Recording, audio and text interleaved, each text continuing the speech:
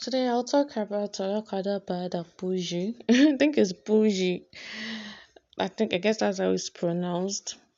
So if you're a fan of Alakada from the days of, I knew there used to be Alakada, then Alakada Reloaded. I can't remember if there was any other, but I watched every Alakada that there was at every point in time.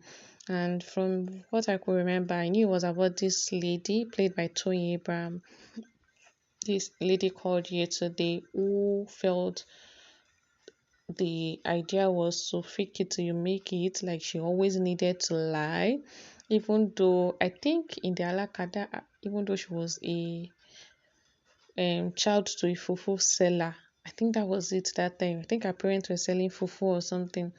But she always thought she needed to lie to feel among. She wanted to be a big girl, join the big girls clique, kind of. And lying was just the idea. And I remember at some point there was quite a number of people she met in school that time. Ellen Paul was one. Yes, and Ellen Paul never bought her lies from what I could remember. Ellen Paul always felt, yesterday, what today, kiniko, that kind of thing. Yesterday, what today. But anyways, yeah. And quite a number of them, she lied, and her lies were not the type that were convincing. She would lie, and then you could sense that this is a very big lie. When somebody is picking a location that is in the US for the UK and saying, "Oh, I went there. Oh, my father this. My father would." It's just been lies from that time. And honestly, I think at every point she always got into trouble, or she always lost a big opportunity. So I expected that by now she would have changed her ways, but she didn't.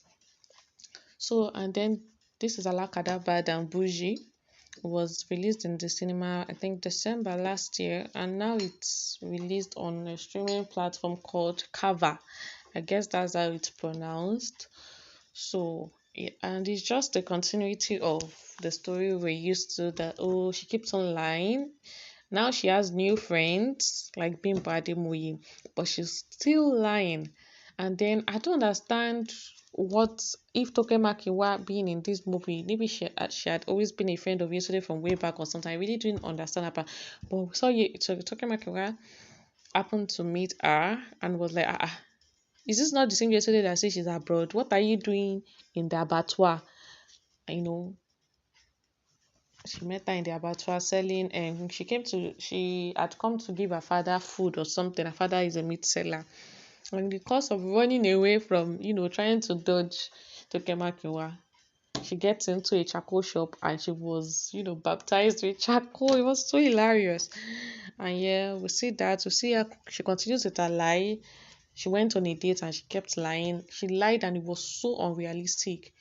She lied about schooling in I'm trying to remember where she said she schooled. Harvard. She said she schooled in Harvard in the UK. Everybody knows Harvard is in the US. Like, make it make sense. And while Bimbo, her friend, was trying to correct her, she kept on saying, "Oh no, it's the UK, this and that." And and our date felt okay. UK or US or wherever it is, or Oluyole or wherever you came from, since you came all the way from that place and you said your father owns this and this and this, then you should be able to foot your bills. And he worked out on them.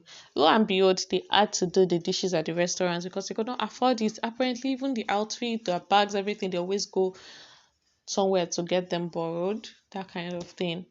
And she continued with her fake lifestyle.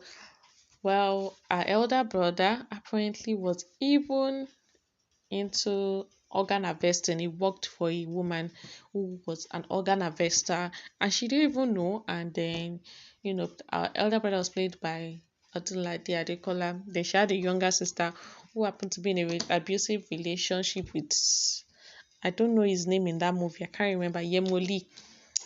And yeah, and because yesterday felt Yemoli had money.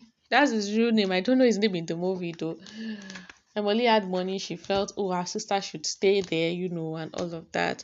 We saw all of that play out. We saw how she got the opportunity to travel out and she still lied all through. And I already knew from the point where they started speaking Yoruba and talking here and there. I knew that Kiekie understood Yoruba. She was just pretending for them. It was so obvious.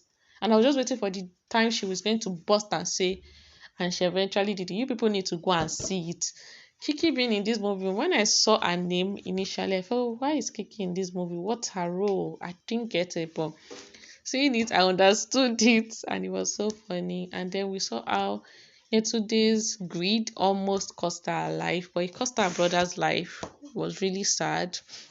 Her brother had to go, and how she had lied so much that even at the point whereby she felt she wanted to speak the truth, people thought it was a lie and nobody was ready to believe her. But lo and behold, somebody still thought, oh, maybe there was an iota of truth in it, and it helped to put the bad people away, put them behind bars.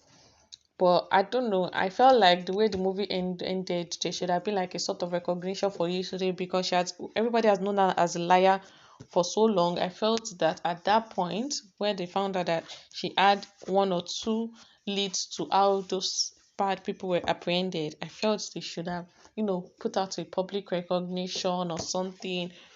I didn't feel it should have ended like that. But in all, you need to go see Alakada Bad and Boujee. Yes, go check it out on Kava. I think that's how it's pronounced, Kava.